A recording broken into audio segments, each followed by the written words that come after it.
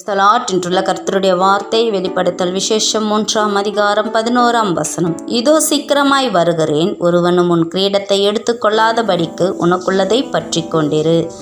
பிரியமான தேவ பிள்ளைகளே, நம் கர்த்தராகிய இயேசு கிறிஸ்துவான் சீக்கிரமாய் வருகிறார். நீங்கள் திடன் கொள்ளுங்கள், நீங்கள் ஆயத்தமாயிருங்கள்.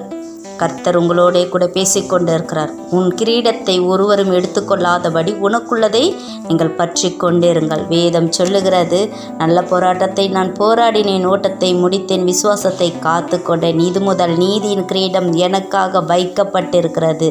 நீதியுள்ள நியாயாதிபதியாகிய கர்த்தர் அந்நாளில் அதை எனக்கு தந்தருளுவார் என்று. பிரியமான தேவ பிள்ளைகளை, நீதியின் கிரீடம் உங்களுக்காக வைக்கப்பட்டிருக்கிறது. ஜீவ புஸ்தகத்தில் உங்கள் பெயர் எழுதப்பட நீங்கள் பிரயாசப்படுங்கள். உங்களுக்குள்ளதை பற்றி கொண்டிருங்கள். கதி சீக்கிரத்தில் வரப்போகிற இயேசுவுக்காக நீங்கள் காத்திருங்கள், ஆயத்தப்பட்டிருங்கள். ஆமேன். God bless you.